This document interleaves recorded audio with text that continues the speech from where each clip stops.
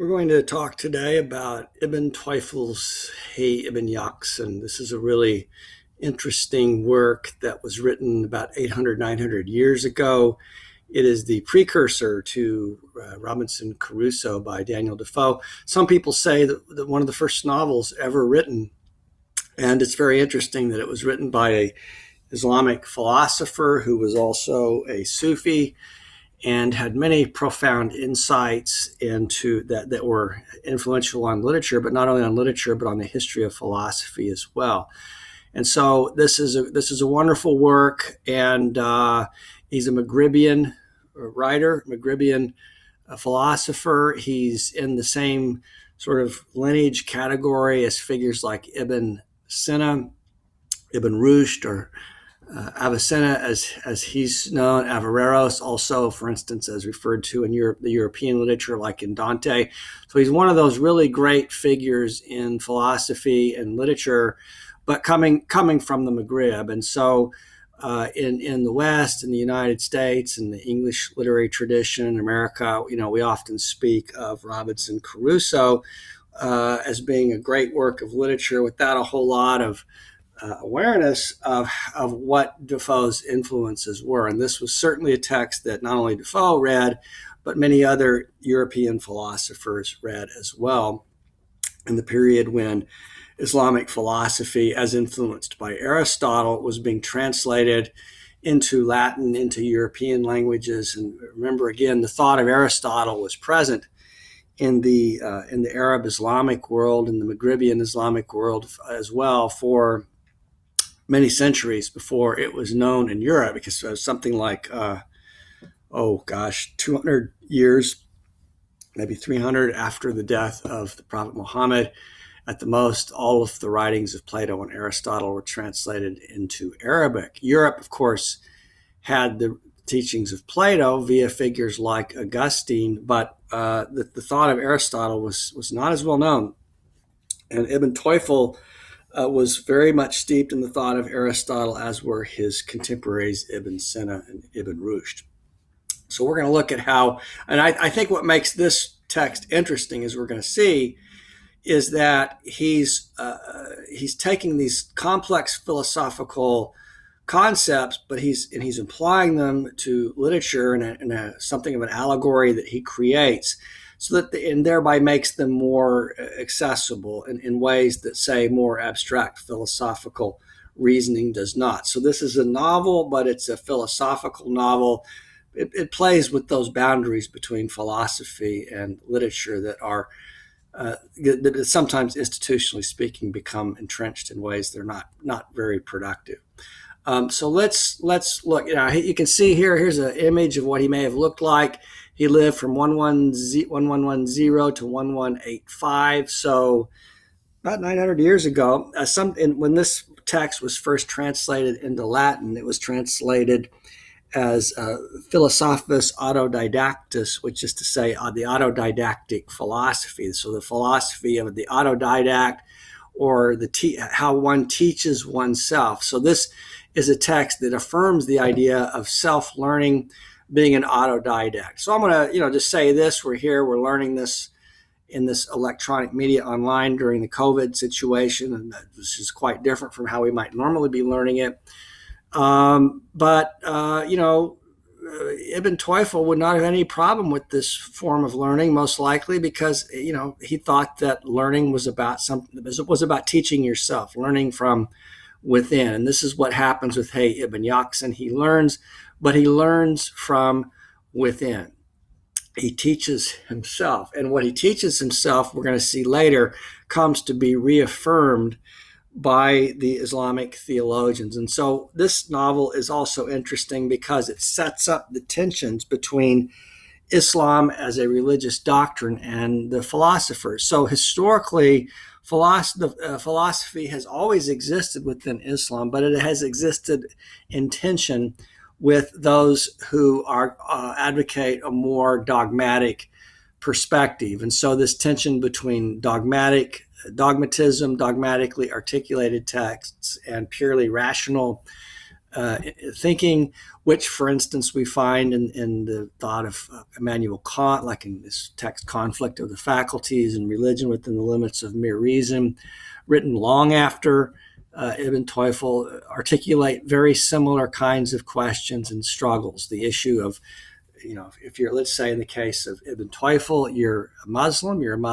who believes, but you think that human reason can lead one to many of the same insights that are found within revealed religion. Well, that is something that has historically been affirmed by philosophers both inside Islam and in the Christian West, but it's an insight that makes the advocates of dogmatism, religious dogmatism, nervous at times. And so this was a text that, as profound as it was, it made the established dogmatic authorities nervous, as has philosophy and Sufism from the earliest days of Islam. And so even today we find that philosophers and Sufis are censored in the Islamic world. And so Ibn Tufayl is an early and powerful example of showing tendencies within the Islamic tradition that are very much worth thinking about and are in conversation with philosophy, East and West, from its inception. Now, Daniel Defoe, wonderful writer.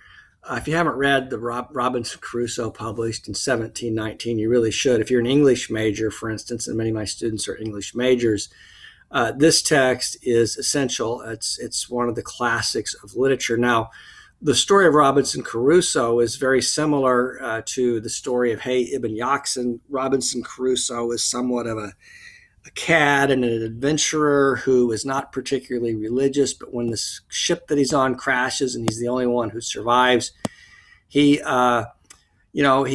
comes to a realization of the truth through living on this island. The difference is that Crusoe has with him, this is a very Protestant text as well, it's a profoundly Protestant text, has with him a copy of the Bible, which he salvages from the boat that crashes on this island. Well, that's an important difference. Not the same thing is not true in the case of Hayy Ibn Yaqzan. He completely finds the truth, quote unquote, without any text at all, without any revealed scripture at his disposal.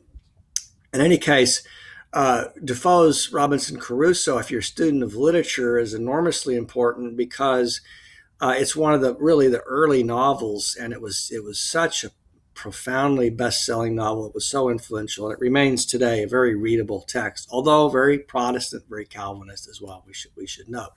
Now, the translator of this text we're going to be working with is named Lenn Goodman. He was born in 1944. There's a picture of him. I'm a translator myself. I like to give credit to translators. He's done a wonderful job here of translating this text for us in a very readable form. And so he's an interesting figure too. Done other works as well. I encourage you to Google him and look him up. But he's done a great job. So we're going to be relying on his translation of Hayy Ibn Yaqzan.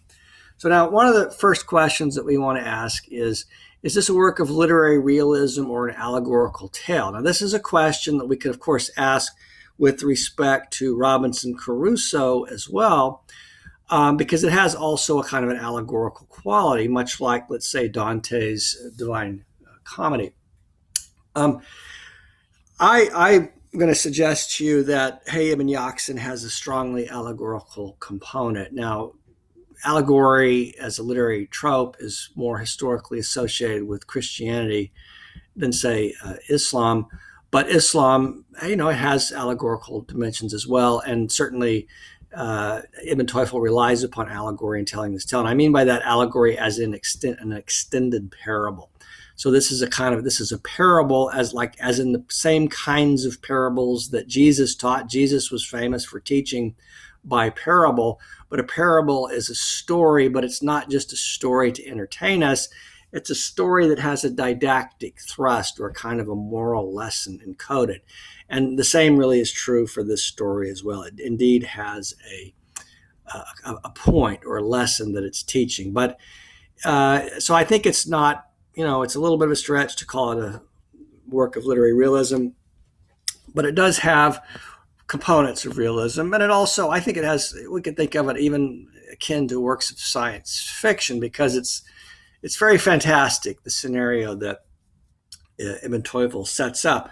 But once you accept the premises of the tale, then it's quite interesting what he does with these premises, much like, let's say, Ray Bradbury or writers of science fiction that create these, fabulous narratives that we can learn from, but are perhaps difficult to doubt from a more realistic perspective. And here, let's begin. Noble brother, my dear kind friend, God grant you eternal life and everlasting happiness. This is Ibn Tufayl, and he's explaining here at the beginning his motives for writing this text. He says, you have asked me to unfold for you, as well as I am able, the secrets of the Oriental philosophy, mentioned by the Prince of Philosophers, Avicenna, or also better known as Ibn Sina in the Islamic context. Your request set off a stream of ideas in me, praise God, which lifted me to a state of sublimity I had never known before, a state so wonderful the tongue cannot describe or explain it, for it belongs to another order of being, a different world. But the joy, delight, and bliss of this ecstasy are such that no one who has reached it or even come near it can keep secret or conceal the mystery.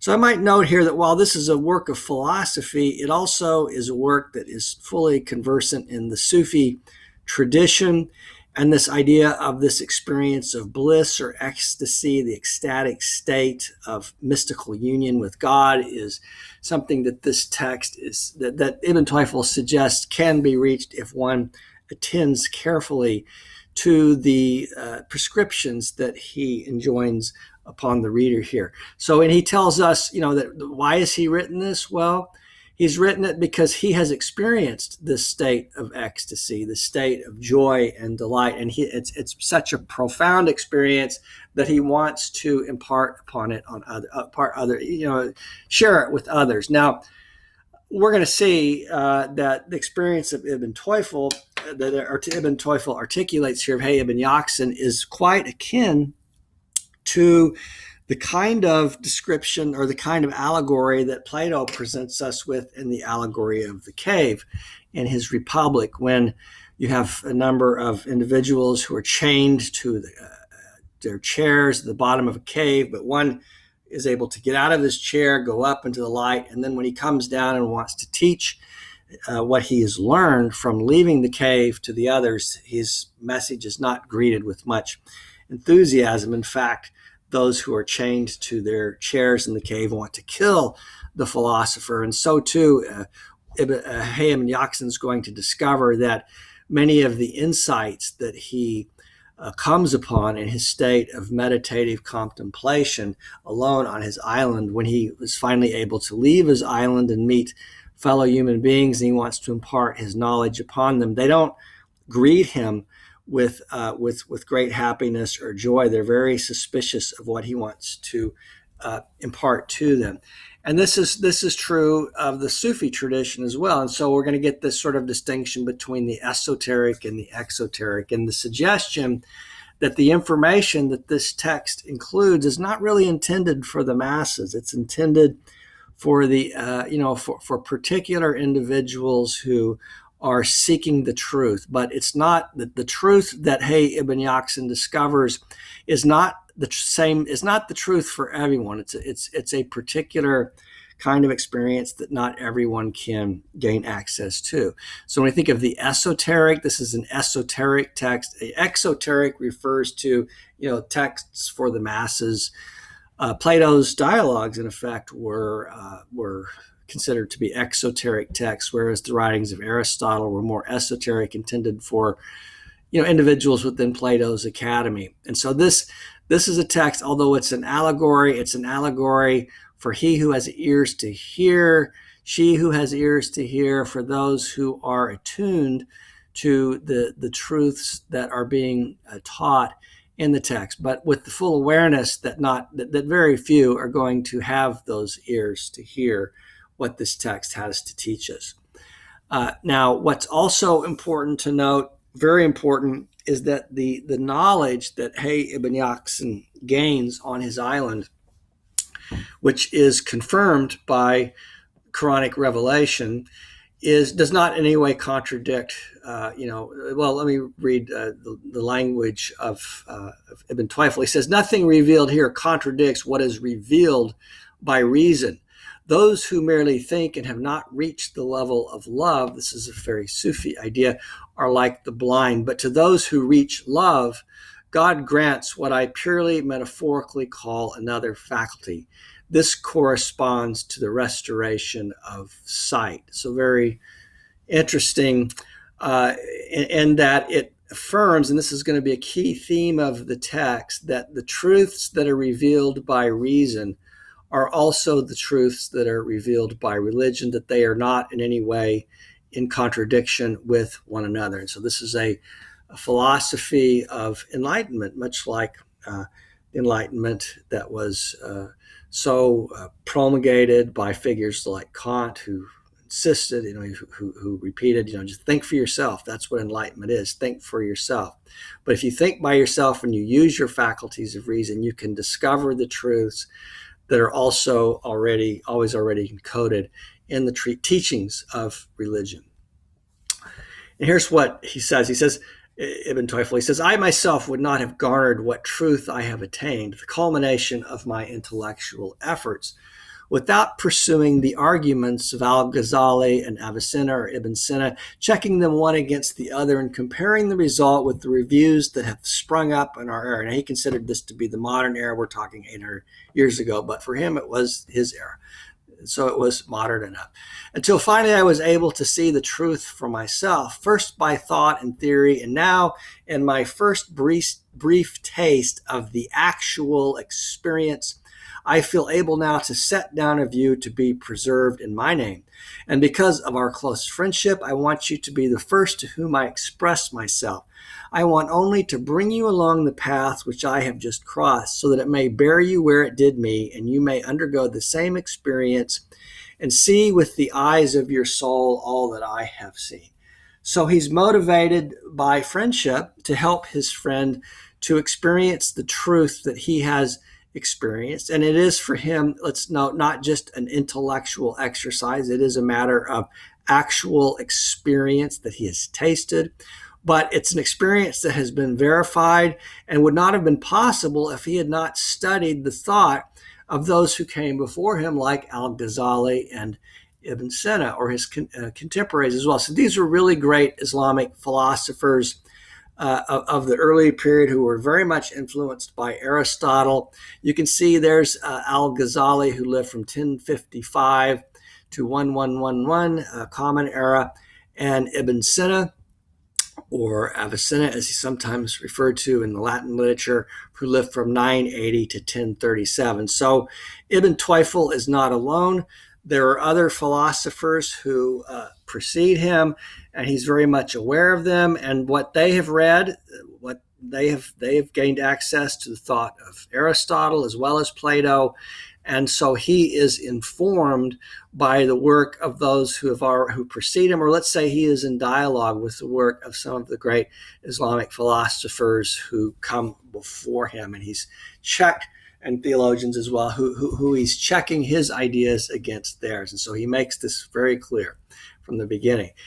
But he warns his friend that the endeavor that he encourages him to pursue is not an easy task, that he says this will demand no small amount of time and hard work. You got to do your homework if you want to find the truth that he's found. This is not for the lazy. He says, but to give you a brief glimpse of the roads that lie ahead, let me tell you the story of Hayy Ibn Yaqzan. For the tale points to a moral for all with heart to understand, a reminder for anyone who has heart or ears to hear and listen. And so what's interesting about this is it's an encoded little allegory that lays out what, how to find the kind of knowledge that he himself found, Ibn Tufayl. And so we're going to see that Hayy Ibn Yaqzan will go through these steps of discovery, and each step corresponds with the steps or the discoveries that other philosophers before Ibn Tufayl have also gone through to make their own discoveries. So I'm going to, as we go through some of these quotes from the text, I want to also sometimes bring in a few quotes from other philosophers so you can see how the thought that is articulated here is complemented by the thinking of other philosophers in the history of philosophy, East and West. And so he says, the story of Hayy Ibn Yaqzan belongs to a hidden, note that again, esoteric or hidden branch of study received only by those who are aware of God and unknown to those who know him not. So this is, again, this idea of this hijab that's cast over this text, much like a hijab is cast over the Quran, or a protective veil to keep the knowledge contained in it, to protect it from the unrighteous, from those who are perhaps hypocritical or scornful of the lessons therein. In treating of this openly, he says, I have broken the precedent of our righteous ancestors who were sparing to the point of tight-fistedness in speaking of it. Nonetheless, I have not left the secret set down in these few pages entirely without a veil, a sheer one, easily perceived by those fit to do so, but capable of growing so thick to those unworthy of passing beyond that they will never breach it. And so what he's saying then is that the one thing that he's really doing, he says, this is nothing new in any of this. The only thing that's new is that I'm speaking about it, and I'm making it available.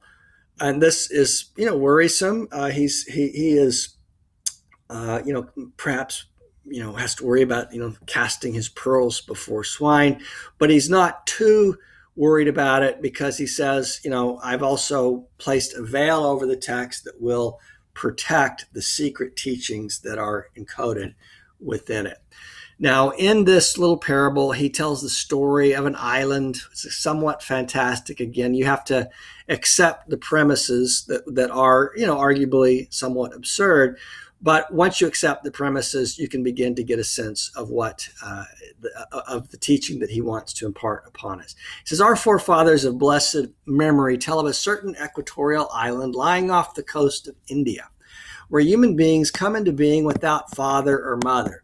Right now, of course, that's preposterous. But he says this is possible, they say, because of all places on earth, that island has the most tempered climate. I bring this to your attention solely by way of corroborating the alleged possibility of a man's being engendered in this place without father or mother, since many insist with assurance that Hayy Ibn Yaqzan was one such person who came into being on that island by spontaneous generation.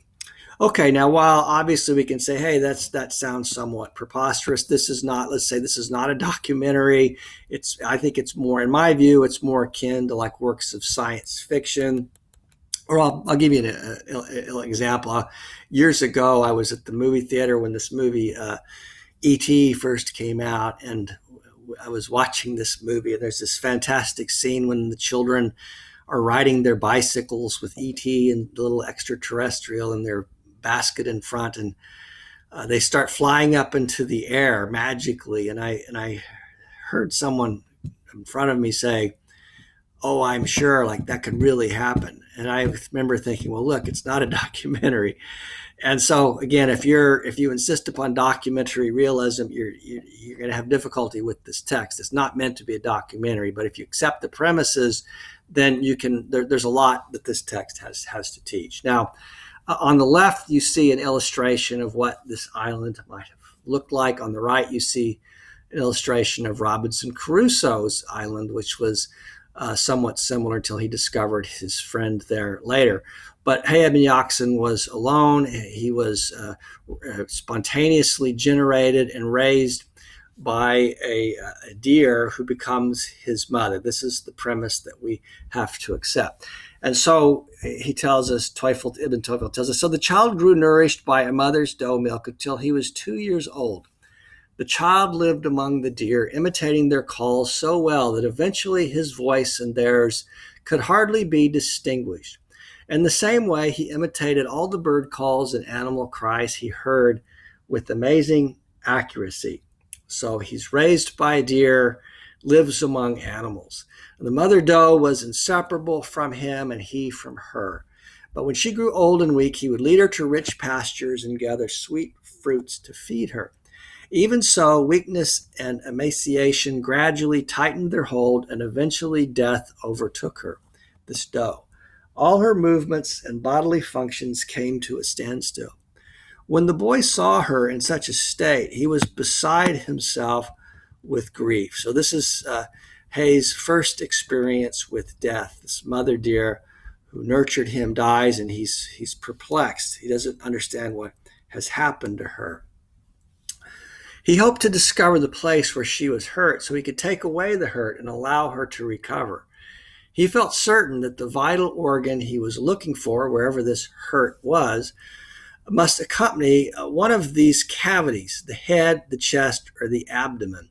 And it seemed to him most likely by far that it be the center of the three. Now, I might note here, this corresponds with the idea of Plato in the Timaeus that you have logos located in the head, you have thymos located in the chest, you have epithymia or the appetite located in the abdomen. These are, like Plato, these are the, Ibn Tufayl is identifying the three main cavities of the body. And so he's asking himself, well, which of these three cavities is it located? Is this hurt where it's caused her to retreat or die, or whatever has happened to her? Where is it located? And so it's interesting that he concludes that it has to be centrally located, since all the other organs were equally dependent upon it. Besides, in his own case, he could feel what must be such an organ in his breast. Conceivably, he could get along without his head, but when he thought of whatever it was he could feel in his breast, he could not conceive of living for an instant without it. Certain that the organs where the hurt had settled must be in her breast, the doe's breast, he decided to search for and examine it. So he decided to cut open her breast and find out what was inside. Now, this is quite interesting. It may sound bizarre that he feels that he could get along without the head. I might note, though, this is a very Aristotelian idea. I mean, Plato in the Timaeus locates consciousness in the head, which later, at this time, there was no knowledge that the brain was even an organ. This didn't develop until the late medieval Renaissance period, when dissections began to occur.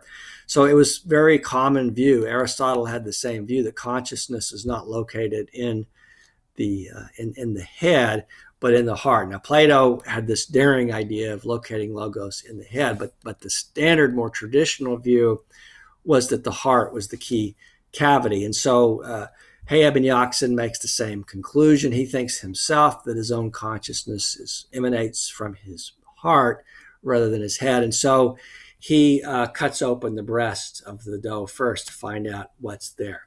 Now, a lot of this, I think, as a philosophical parallel, we might think of René Descartes in the key early modern philosopher who imagined that consciousness was located in the pineal gland and became obsessed with dissecting animals, much like Hayy Ibn Yaqzan is doing in the case of his mother, the doe, taking them apart. And Descartes was motivated by this quest to find, where the center of consciousness was. Now, on the far right, you see an image or a diagram of where he believed it to be in a gland in the middle of the head.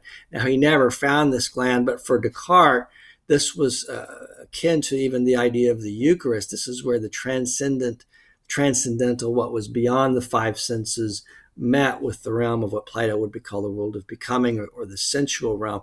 And this was the quest of Descartes to find this mystical seed in the head is not unlike the quest of Hayy Ibn Yaqzan as he's ripping open this doe's body to find where this hurt is located. Hayy cut open the heart and found inside two chambers, a left and a right. What I'm looking for, he said to himself, must live in one of these two chambers. I can only believe that what I was searching for was here, but left, leaving the chamber empty and the body without sensation or motion, completely unable to function. Realizing that whatever had lived in that chamber had left while its house was intact before it had been ruined, Hayy saw that it was hardly likely to return after all the cutting and destruction. The body now seemed something low and worthless compared to the being he was convinced had lived in it for a time and then departed. Well, this is akin, again, to the idea of the pineal gland, or this mystical seed that is immortal. For Descartes, that was, totally separate from the body. And Hayy Ibn Yaqzan is having, in effect, a kind of a Cartesian moment here when he says, the body's just low and worthless. And Descartes, the body's just, a worthless machine without this, for humans anyway, without this, seed of consciousness planted within it. And so Hayy Ibn Yaqzan is, he concludes that there was some being that was there, but this being that has departed, and now he just has a mess of goo, torn up body that is not the being that he knew as his mother, the doe. So Hayy turned the focus of his thoughts onto that being. What was it? What was its manner of existence? What had bound it to this body? Where had it gone, and how had it gotten out? What drove it away if it was forced to leave? Or if it had left of its own free choice, what made it so loathe the body? His mind was filled with these questions. He soon dropped the body and thought no more of it, knowing that the mother who had nursed him and showed him so much kindness could only be that being which had departed. From that, and not from this lifeless body, all those actions had issued. The whole body was simply a tool of this being, like the stick with which he fought the animals. His affection was now transferred from the body to the being that was its master and mover. All his love was directed toward that. Meanwhile, the body began to decay and to give off dreadful odors, increasing his revulsion for it. All right, so Hayy Ibn Yaqzan discovers this idea of a being that is separate from the body, and it's that to which he directs his affection and love. Now, he begins to associate it with fire, this being, because it's linked to the idea of warmth. That whatever this being is, it must be linked somehow to fire. Now, this is a really interesting idea in relation to the history of philosophy and how, say, figures like Plato are going to associate logos, or the seed that God places within the marrow of the head, with the idea of fire, or the soul as a kind of a fire that is somehow inside of us, warmth and fire. And so he associates this idea of a being with the idea of fire that he becomes infatuated with. Because its power and all its beneficial effects gave him the notion that what had abandoned his doe mother's heart was of the same or similar substance. It occurred to him that if he took a live animal, cut open the heart, and inspected the same chamber he had found empty in the doe, he would find the vehicle of a living animal still occupied by whatever had lived in it, and so determine whether it was of the same substance as fire, whether it had any heat or light or not. Well, this is, again, Descartes' pineal gland is much like this seed of fire in the head, and he's what Descartes, Plato, and Hayy all have in common here is they believe that it's somewhere there in the body, and that perhaps, if one delves deeply enough inside the body, one's going to find this being which is associated with heat and light.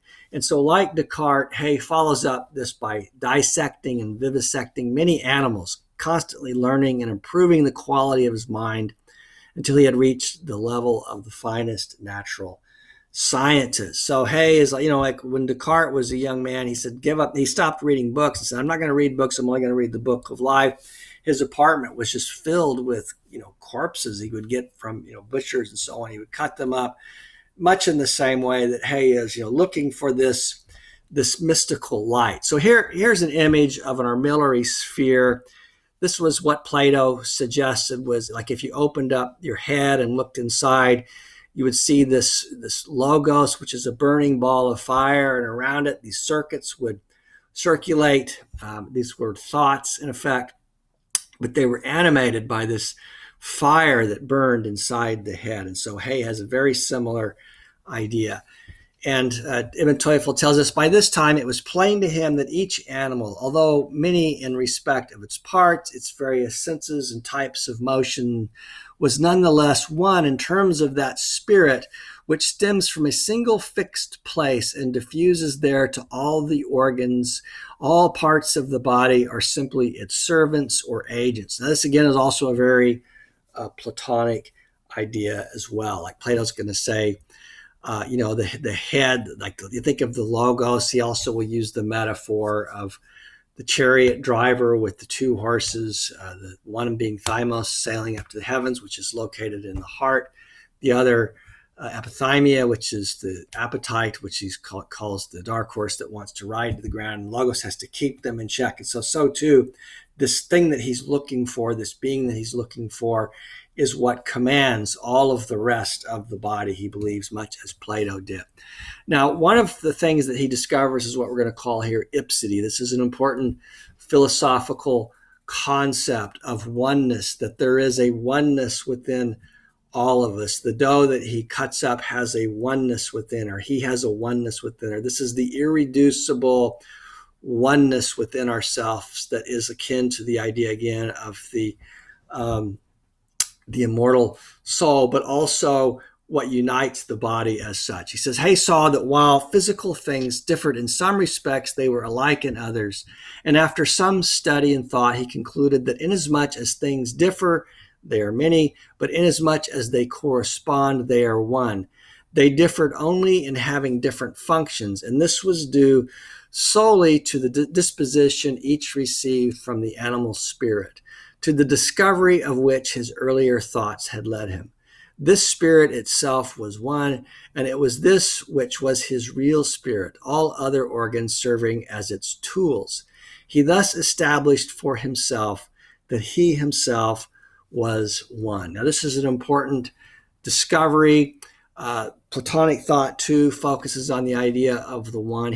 There's something, another way to say this when we think about this in relation to ipsity, is there's something that is irreducible, indivisible, much like, say, the concept of sovereignty. For instance, there's a sovereign oneness, ipsity, about who he is as an individual that makes him the individual that he is.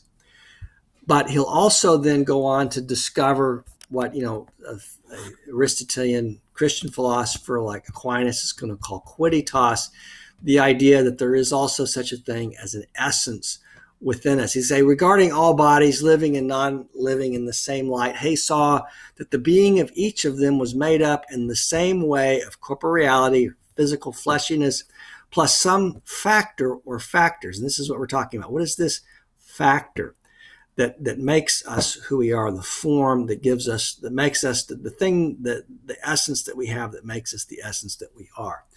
Before him loomed the form of physical things in all their diversity. This was his first glimpse of the spiritual world. For these forms cannot be apprehended by the senses, but only by reasoning. And so here we get this idea that Aquinas calls this a quidditas, a whatness. There is an essence within all things, a form within all things, but the form that is concealed within all things, that makes the thing that it is something that is not directly apprehensible through the realm of the senses, but we can only apprehend it through reasoning. It doesn't mean that there isn't a there. There is a there. It's just that there is a being that is present. It's just that we don't have any access to it directly through the senses. Now Plato in the Phaedrus will speak of this as, this enters into the Christian tradition too, and Paul, like in one of the letters, he's essentially indirectly quoting from Plato when he says, now we see but through a glass darkly, in eternity we shall see face to face. Plato says something very similar in the Phaedrus, that this essence, this thing that is the thing that it is, can be apprehended only by a few, and they with great difficulty, as through a glass darkly, in effect. And so let's read how Socrates will state this in Plato's Phaedrus. He says, few only retain an adequate remembrance of these higher ideals, and they, when they behold here any image of that other world, that transcendental world of being, are wrapped in amazement, but they are ignorant of what this rapture means, because they do not clearly perceive. For there is no light of justice or temperance or any of the higher ideas which are precious to souls in the earthly copies of them. They are seen through a glass dimly, and there are few who, going to the images, behold in them the realities, and these only with difficulty. And this for Plato would be like the philosopher, much like the Sufi philosopher for Ibn Tufayl, who realizes that there is an essence there that gives integrity to the thing that they perceive, but even for them, it's hard to ascertain it. So Aristotle will speak of how do we know that the thing is the thing that it is? Well, first it has, it meets the suitability of having a form. I mean, it exists, and then it has a certain integrity or symmetry of form. It is well proportioned in effect, and then at the highest stage, Aristotle will speak of, clarity, or this in Aquinas' rewriting of this claritas, the idea that there will be kind of a light that shines forth. This is where we get the idea of the halo, a kind of a halo that glows forth, but the actual being itself doesn't appear. There's a shine, however, that does emanate from within the thing that lets us know that the thing is the thing that it is. But even philosophers, Sufis like Hayy, have difficulty apprehending this essence, but there is a there. That's what's important to remember, as difficult as it is to apprehend. It says, for sight is the most piercing of our body senses, though not by that, this is Plato, not by that is wisdom seen. Her loveliness would have been transporting it there if there had been a visible image of her, and the other ideas, if they had visible counterpart, would be equally lovely. But this is the privilege of beauty, that being the loveliest, she is also the most palpable to sight. And this is the sense which, at least in the Greek articulate of this, is that beauty and truth become essentially indistinguishable in the way that Plato is articulating it here. That pure form, if it were to disclose itself to us as such, would inevitably do so as beauty, but not, let's say, in a Kantian sense necessarily. All right.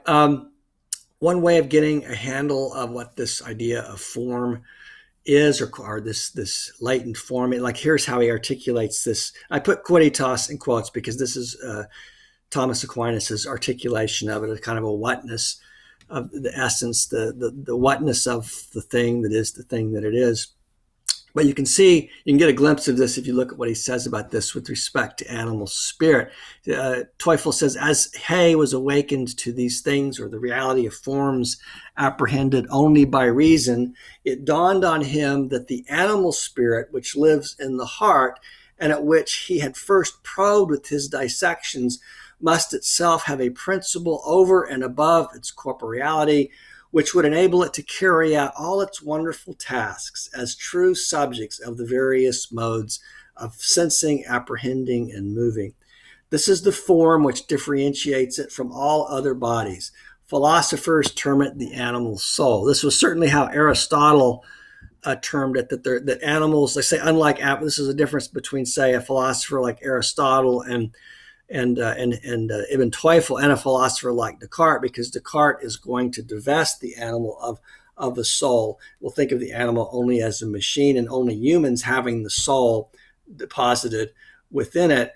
But for Aquinas, as for Aristotle, as for Ibn Tufayl, animals have a soul. They are beings that have a transcendental soul. And this is a very different way of thinking about animals, say, from the world of factory farming, where animals are merely thought of as machines that can be slaughtered. But he apprehends form or soul within animals as well, a quidditas. The same holds for plants, he says, called by philosophers the vegetative soul. Even inanimate objects must have some special thing to make them behave in their own peculiar way and give them their peculiar qualities to the senses and their ways of moving. This is the form, or as philosophers call it, the nature of things. So it's interesting, again, you'll find these thoughts in Aristotle. You might look at, say, Martin Heidegger's The Fundamental Concepts of Metaphysics. He meditates on some of these same distinctions, but here we have, 800, 900 years ago, we have Ibn Tufayl, making these same, and he's laying these out in a very programmatic way to lead the person reading this text through the various major things that one must know to reach the experience, to have an experience of truth in this ecstatic, transcendental moment of realization that the Sufi seeks to attain.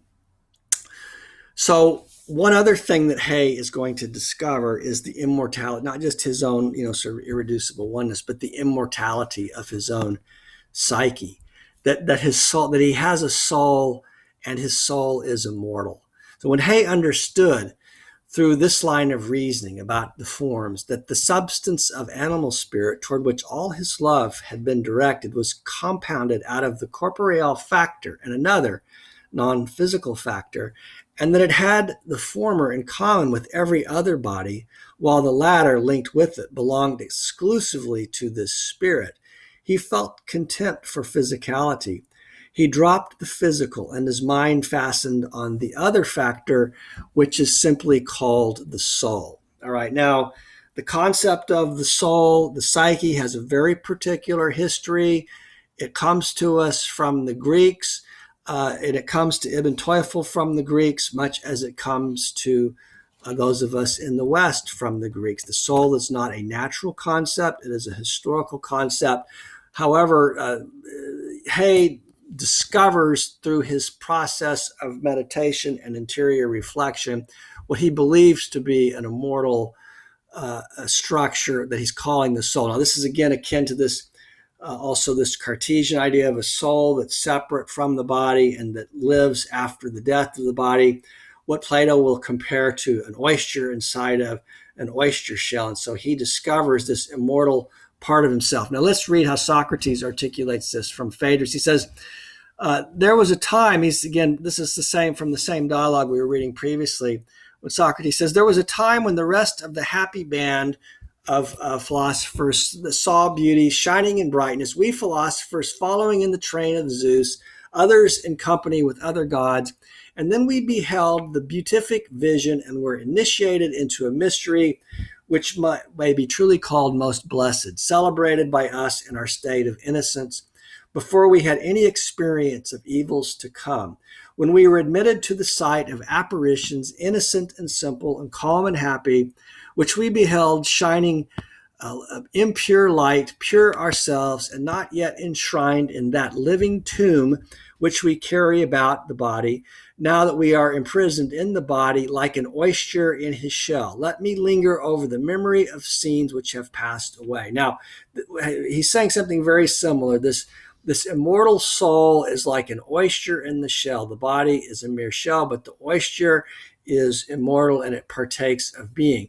Now, in Apuleius's wonderful story that was written, say, 600-700 years before the time of Ibn Tufayl, we have the story of the love story between Cupid and Psyche, or between Eros and Psyche, which tells us about the birth of the immortal soul. So if you're interested in this story of the history of the concept of the soul, Apuleius' The Golden Ass is most certainly a tale that I would recommend, particularly the tale within the tale of Cupid and Psyche, and how Psyche, a mere girl, let's say Psyche with a small p, a mere mortal being in the realm of becoming, becomes an immortal, gains an immortal soul, and then she becomes Psyche with a capital P when she undergoes a number of trials and finds her own immortality. This is somewhat similar to the experience that Hayy is also undergoing.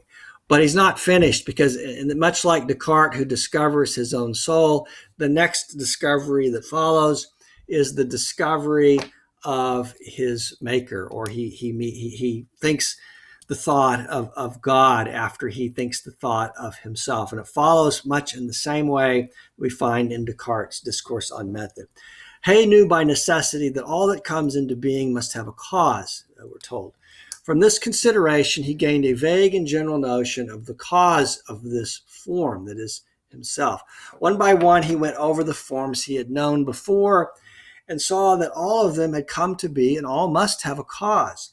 Hayy realized that the same would be true of all forms. This would include himself. Clearly, the acts emerging from forms did not really arise in them, but all the actions attributed to them were brought about through them by another being. So there had to be a cause, there had to be some other being that brought the being that is himself into existence. And so now he's moved on to the understanding of the existence of God. Now, this is very similar to what we find in René Descartes' Discourse on Methods. So let me read how Descartes articulates this. He says, as for the thoughts of many other objects external to me, Descartes says, as of the sky, the earth, the light, the heat, and 1,000 more, I was less at a loss to know whence these came. For since I remarked in them nothing which seemed to render them superior to myself, I could believe that if these were true, they were dependencies on my own nature, insofar as it possessed a certain perfection, and if they were false, that I held them from nothing. That is to say, that they were in me because of a certain imperfection of my nature. But this could not be the case with the idea of a nature more perfect than myself, for to receive it from nothing was a thing manifestly impossible. And because it is not less repugnant that the more perfect should be an effect of and dependence on the less perfect than that something should proceed from nothing, it was equally possible that I could hold it from myself. Accordingly, it but remained that it had been placed in me by a nature which was in reality more perfect than mine, and which even possessed within itself all the perfections of which I could form any idea. That is to say, in a single word, the divine or God. And so Descartes very similarly discovers the existence of God. Now, for Descartes, unlike Hayy, Descartes believes that this is a truth that he has discovered. And this is one of the reasons why Descartes was viewed as a heretic by the church, because he essentially, later Immanuel Kant's going to say, had to do away with knowledge to make room for faith. And he's alluding to Descartes because Descartes is not making a profession of faith in his belief in God or in the self. He's saying, I know that I exist. I know that God exists. Hayy is not saying something quite so audacious, but the procedure is very similar. After the discovery of the immortality of the self comes the discovery of the existence of God. And here's what Ibn Tufayl says. He says, this idea to which he or Hayy had now awakened is the meaning of the prophet's words, Prophet Muhammad. I am the ears he hears by and the sight he sees by. As it is written in the unshakable revelation, this would be the Quran, it was not you but God who killed them. And when you shot it, it was not you but God.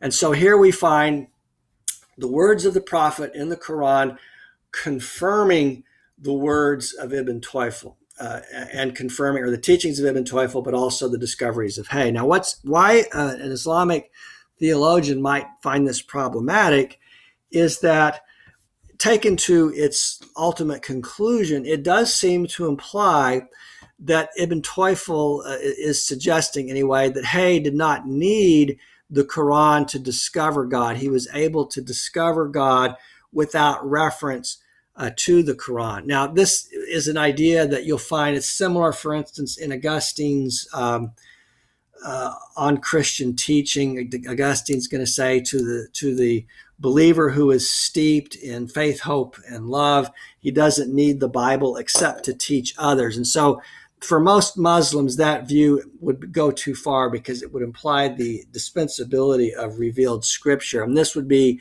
I think, the problem from a more orthodox, dogmatic Islamic perspective is that although the Quran confirms what Hayy discovers, Hayy discovered it without need of the Quran, and this might seem problematic if you're affirming a more doctrinal perspective on this question. Hayy says, Ibn Tufayl says, Hayy saw that if he assumed that the universe had come to be in time, then the necessary consequence would be that it could not have come into existence by itself, but must have had a maker to give it being, or God. That maker, or this maker, could not be perceptible to the senses, for it could not be apprehended by sense perception, then it would be a material body, and thus part of the world itself in time and in need of cause. Thus the world must have a non-corporeal cause. Since he or God is not a physical being, there is no way of perceiving God through the senses, as the five senses can grasp only physical objects and their attributes. So God, there is a God. This God is a transcendental God, or a God beyond the realm of the five senses. Now, I want to be clear here, however, that what he's saying here is not really, he's very careful to not affirm this Christian idea of associating God with any anthropomorphic images. He wants to, the God that he's describing is not akin to the doctrine of the Trinity in Christianity, which is firmly repudiated in the Islamic tradition. Here's what Ibn Tufayl says: but if God cannot be perceived, God cannot be imagined either, since imagining is not more than the mind's projection of images belonging to sense objects no longer present. Furthermore, if God is not a material body, then it is impossible to apply to God any of the predicates of physical things. Now, this is a teaching, for instance, affirmed by Al Ghazli, who Ibn Tufayl tells us he referred to in developing this thought, this philosophy, this parable, and that is Al Ghazali is going to say, he's going to look, for instance, at the book of John, and when the Gospel of John, when John says, in the beginning was the Word, and the Word was with God, and the Word was God. And of course, this is written in Greek, and so we could translate that as, in the beginning was the Logos, and the Logos was with God, and the Logos was God. And then John's going to go on to say Jesus was the Logos. What Ghazali is going to say is, look, there's nothing, we can affirm what John is saying here in this Gospel. In the beginning was the Word, and the Word was with God, and the Word was God. That's an idea that in no way contradicts the teachings of Islam. But when John goes on to say Jesus was that Word, that's when Al Ghazali says, well, wait a minute, Jesus is not that Word. There is a Word, but Jesus is not that Word. And so in Islam, one does not associate human attributes with the Word. It's more akin to this idea of a book, a heavenly book, a book in the seventh heaven, of which the Quran is a representation. So Ibn Tufayl tells us, Hayy learned that to become like God and God's positive attributes is simply to know God without sacrilegiously associating anything physical with God. All right, so here Ibn Tufayl would certainly be, going separate ways from, say, somebody like a later philosopher like Thomas Aquinas, who's going to adopt many of these ideas but hold on to the doctrine of the Trinity. Ibn Tufayl says, the negative qualities all reduced to transcendence of physicality. So Hayy set about eliminating the physical in himself. Hayy undertook to expel all things not conducive to the experience of ecstasy he now sought. He would stay shut in his cave, sitting on his stone floor, head bent, eyes shut, oblivious to all the objects of the senses and urges of the body. His thoughts and all his devotions focused on the being whose existence is necessity alone and without rival. Now, in the Islamic Sufi tradition, there's a great deal of emphasis on this experience of the ecstatic union with God.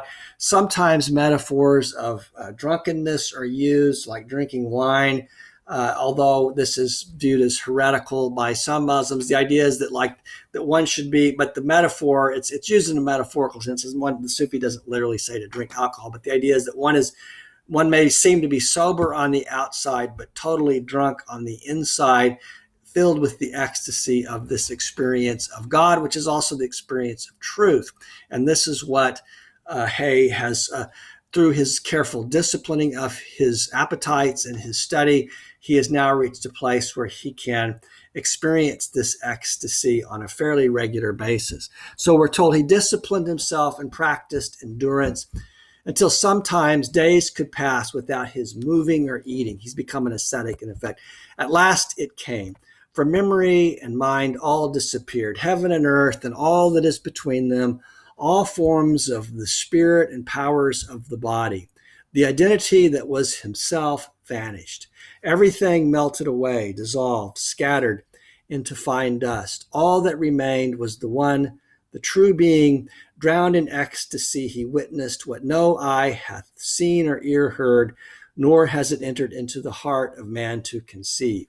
Now, this experience of transcendental oneness, ecstasy, because it's by definition a transcendental experience, it is ineffable, then, and it's in effect beyond words. So Hayy seeks later to teach others through learning what he's learned to enjoy the same experience, but the experience itself it cannot be transmitted in words. It can only be experienced in an actual sense.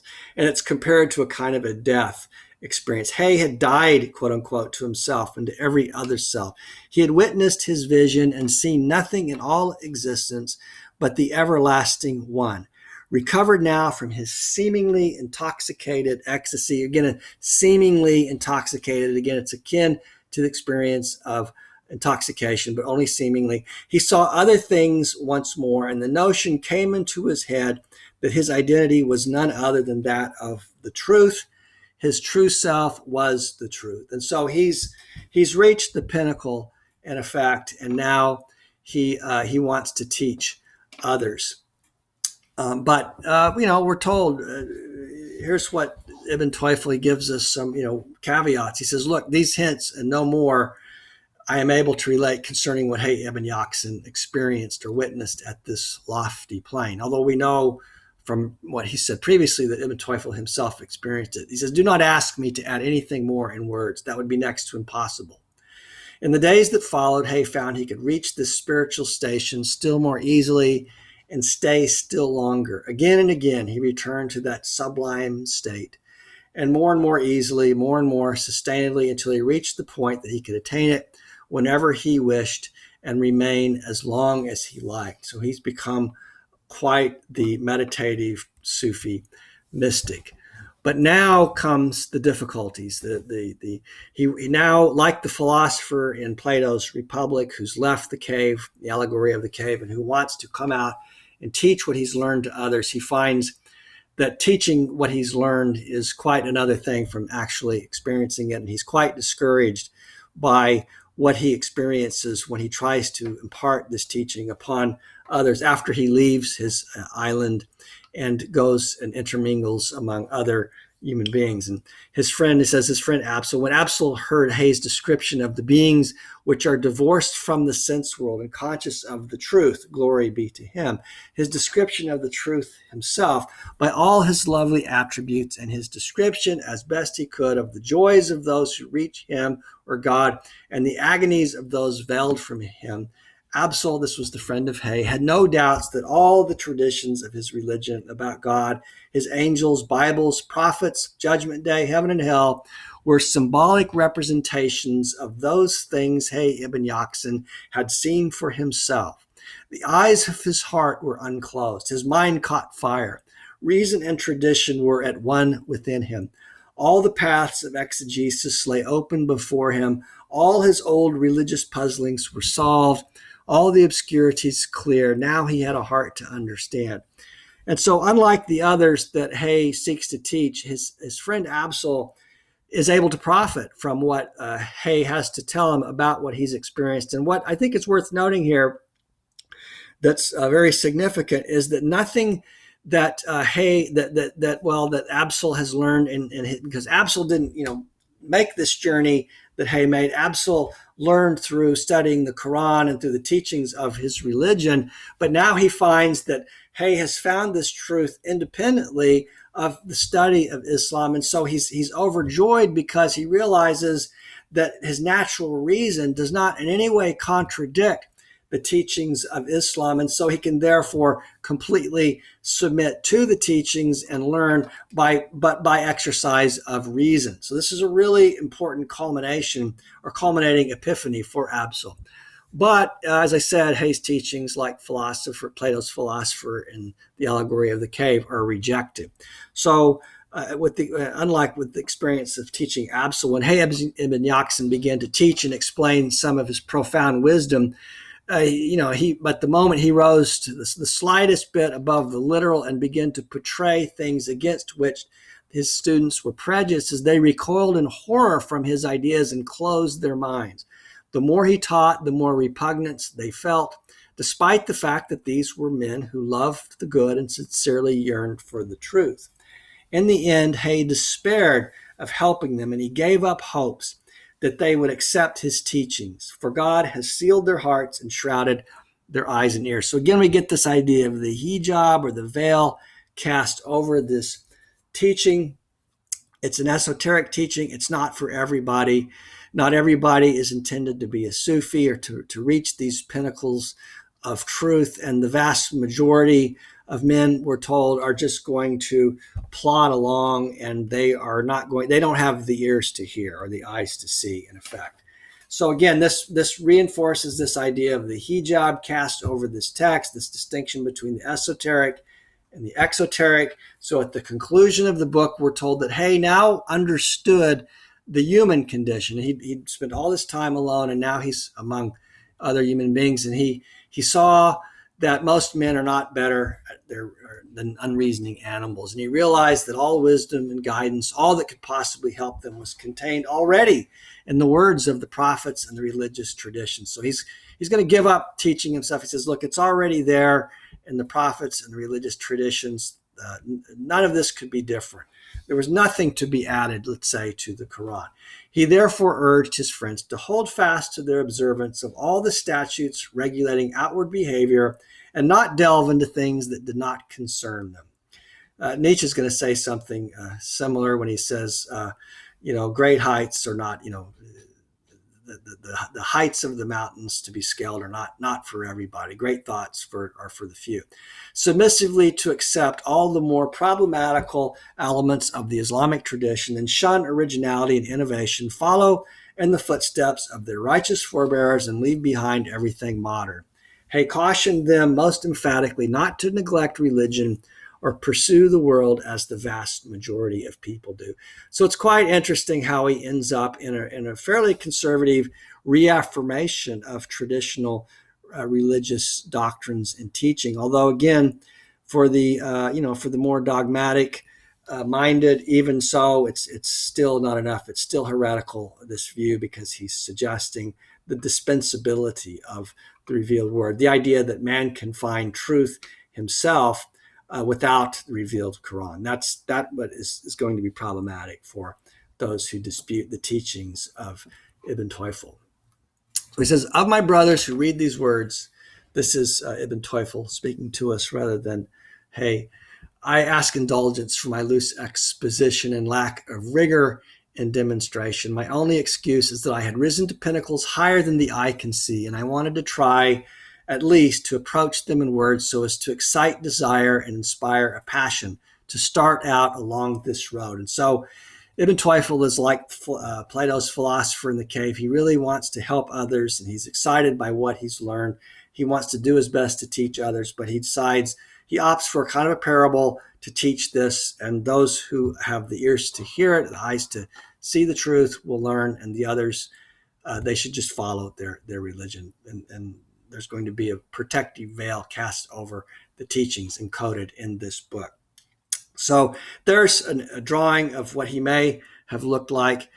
In any case, I hope you enjoy this work. It's very simple and short, but it's quite complex, which is why it comes with many, many footnotes to unpack the deeper meanings within the text. This has hopefully been just a brief overview to give you a sense of the basics, but this is a text that can be read carefully over and over again, and one can learn a great deal from it about philosophy and about Islam and Sufism from reading this text. And so I very much recommend it, not just for those interested in Islam, but for those interested in philosophy.